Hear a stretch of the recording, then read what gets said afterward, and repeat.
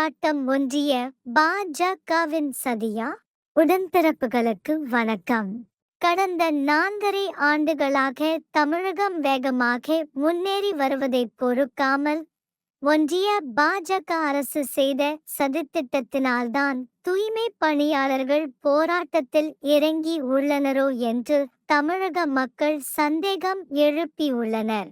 அரசு துறைகளை தனியாருக்கு விடுவதற்கு எதிர்ப்பு என்ற போர்வையில் நடந்த இந்த போராட்டத்தின் பின்னணியில் தீய சக்திகள் உள்ளதாக மக்கள் கருதுகின்றனர்.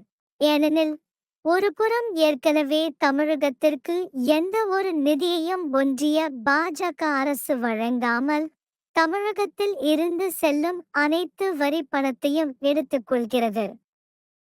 இதனை நமது தாயுள்ளம் கொண்ட முதல்வர் ஏற்கனவே எச்சரித்து இருக்கிறார். மறுபுறம் மக்கள் நலத்திட்டங்களை இதுவரை இல்லாத அளவிற்கு செயல்படுத்திக் கொண்டே இருக்கிறார். இதனால் வருகின்ற 2026ஆம் ஆண்டு சட்டமன்ற தேர்தலில் திராவிட மாடல் ஆட்சியின் காரணமாக 234 தொகுதிகளையும் திமுக வென்றுவிடும் என்ற நிலை உள்ளது.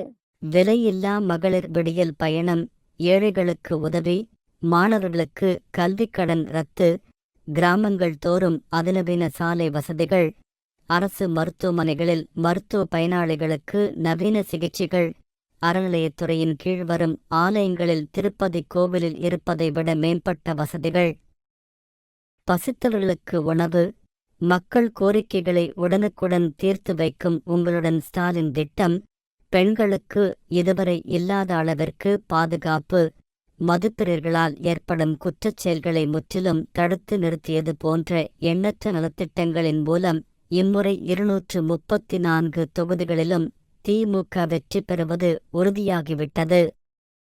இது மட்டுமன்றி 10 லட்சம் கோடி ரூபாய் முதலீட்டில் 30 லட்சம் வேலை வாய்ப்புகளை திராவிட மாடல் அரசு உருவாக்கியுள்ளது. இதனால் தமிழகத்தில் வேலையில்லா திண்டாட்டம் மறைந்துவிட்டது. வேலை செய்வதற்கு நபர்கள் இன்றி வெளி மாநிலங்களில் இருந்து வேலைக்கு ஆட்களை எடுக்க வேண்டிய நிலைக்கு தமிழகம் உள்ளது. இந்நிலையில் தமிழ்நாட்டில் எப்போதாவது கால் ஊன்றிவிட வேண்டும் என்று வஞ்சக எண்ணத்தில் ஒன்றிய பாஜக அரசு தாயுள்ளம் கொண்ட தமிழக முதல்வரின் திராவிட மாடல் ஆட்சிக்கு களங்கம் ஏற்படுத்திவிட வேண்டும் என்ற நோக்கத்தோடு தூய்மை பணியாளர்களை போராடத் தூண்டிவிட்டிருக்கலாம் என்று தமிழ்நாட்டு மக்கள் சந்தேகம் எழுப்புகின்றனர்.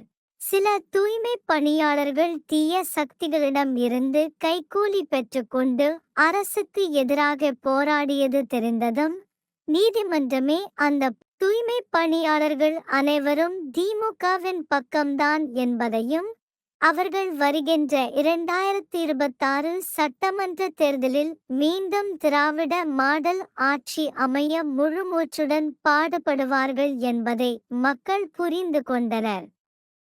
இதனை தடுக்கவே சில தூய்மை பணியாளர்களுக்கு கைக்கூலி கொடுத்து ஒன்றிய பாஜக அரசு போராட்டம் நடத்த தூண்டி இருக்கலாம் என்று பொதுமக்கள் எண்ணுகின்றனர். அமைச்சர் சேகர்பாபு மற்றும் சென்னை மேயரின் பாசமிகு முயற்சியால் திராவிட மாடல் அரசிற்கு எதிரான தீய சக்திகளின் எண்ணங்கள் பலிக்கவில்லை. தீய சக்திகளை காவல்துறையினர் அப்புறப்படுத்தி திராவிட மாடல் அரசின் நற்பெயருக்கு களங்கம் விளைவிக்க நினைத்தவர்களை அப்புறப்படுத்தி உள்ளனர். நியாயமான கோரிக்கைகளுக்கு திராவிட மாடல் அரசு எப்போதும் துணை நிற்கும். ஆனால் தமிழகத்திற்கு எதிரான போராட்டம் என்றால் அது இந்த பெரியார் மண்ணில் நடக்காது என்பதை இது நிரூபித்து இருக்கிறது. இந்த நிகழ்வு தமிழ்நாட்டில் எப்போதும் நீதியே வெல்லும். இது பெண்களின் பாதுகாப்பினை உறுதி செய்த சமூக நீதி காவலர் பெரியார் மண் என்பதை மீண்டும் நிலைநாட்டியிருக்கிறது.